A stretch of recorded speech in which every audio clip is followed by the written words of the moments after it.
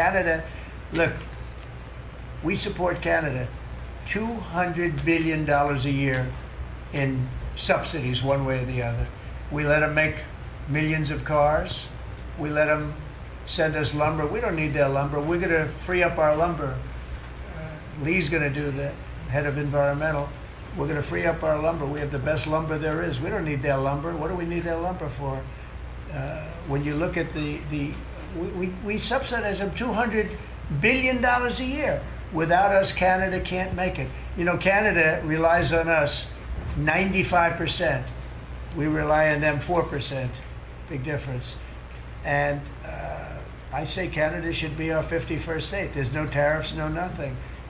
And I say that we give them military protection. They have a very small military. They spend very little money on military. On NATO, they're just about last in terms of payment, because they say, why should we spend on military? That's a tremendous cost. Most nations can't afford to even think about it.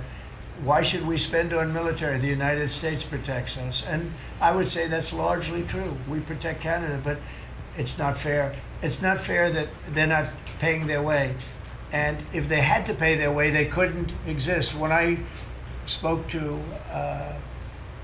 let's call it the Prime Minister rather than the governor, but when I spoke to him, I said, why are we giving you $200 billion a year? He was unable to answer the question. I said, why are we letting you make millions of cars and send them in? He was unable to answer the question. Justin Trudeau, nice guy. I think he's a very good guy. I call him Governor Trudeau. He should be governor, because the fact is that if we don't give them cars, we don't have to give them cars. The tariffs will make it impossible for them to sell cars into the United States. The tariffs will make it impossible for them to sell lumber or anything else into the United States.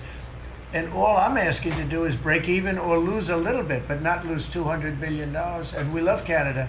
I love Canada. I love the people of Canada.